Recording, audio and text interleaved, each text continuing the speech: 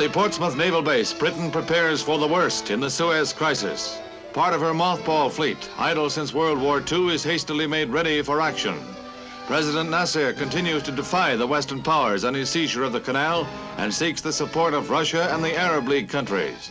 The aircraft carrier Theseus is the first to leave for the Mediterranean, to be quickly followed by the carriers Bulwark and Ocean. Preparations are also made to ferry 20,000 reservists to the area if necessary. Meanwhile, a French fleet sails from Toulon as diplomats desperately seek a conference that will head off war.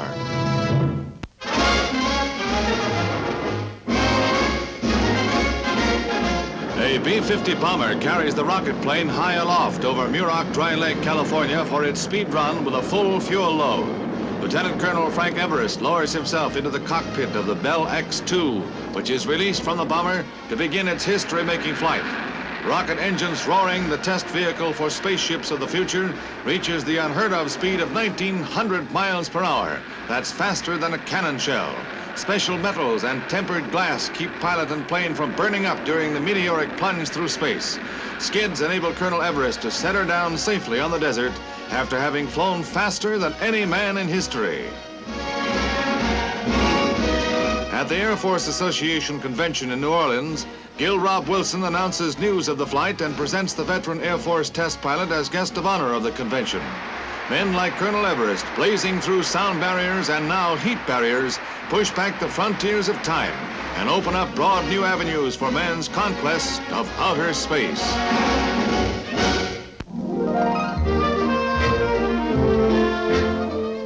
At Argonne National Laboratory, supervoltage electron beam generators capable of hurling a searing, destructive storm of radiation are turned to the peaceful aim of food preservation.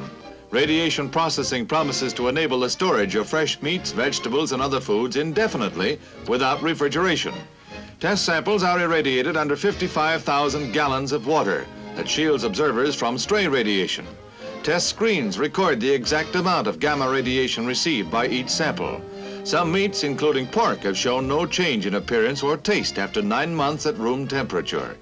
The research shown in these Defense Department films is still in the experimental stage, but it seems only a matter of time until the process is perfected. All aboard the Animal Express for a trip through the 122-acre Detroit Zoo.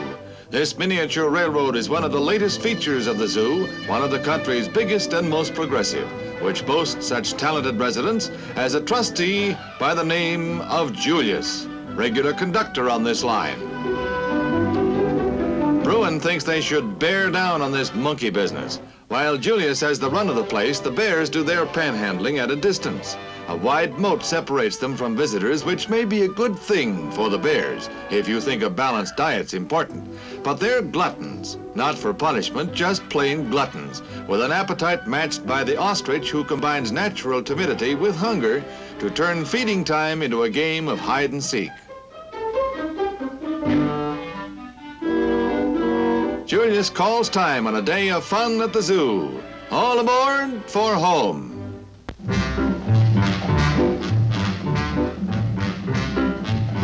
After 4 centuries of watchmaking, the Swiss exhibit the final expression of their craft in an exhibit at the Hotel Pierre in New York.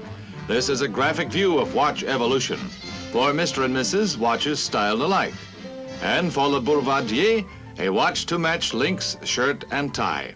Watches for cocktail time, dinner, and streetwear. These days, you can get engaged with a watch.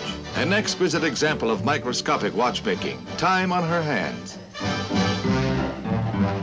And for real decor, this tassel watch, which can be worn as a pin-up, at the belt, or carried in the purse. A companion piece is the pin watch, in this case a royal coach made of gems and gold filigree. Most ingenious is the $20 gold piece, which snaps up and brings the face up flat. All in all, the watch has come a long way since the 10-pounders carried by a servant.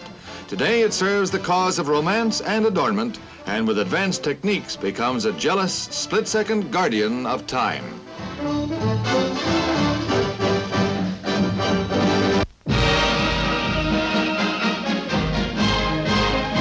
Seattle's annual Seafair celebration gets off to a flying start at Green Lake.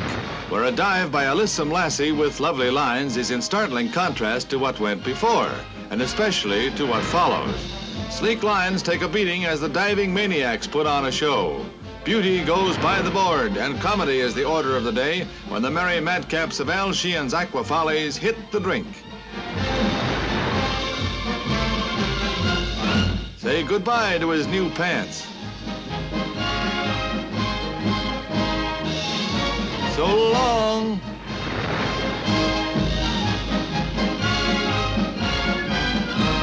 You've got to be good to make it look that bad.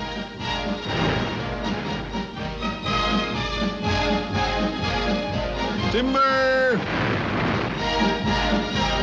He doesn't have water on the brain. Clowning is serious business, and it wouldn't be drawing the long bow to state that it takes more than love to conquer all. Hey, Cupid? For a comedy diver, it takes skill and courage.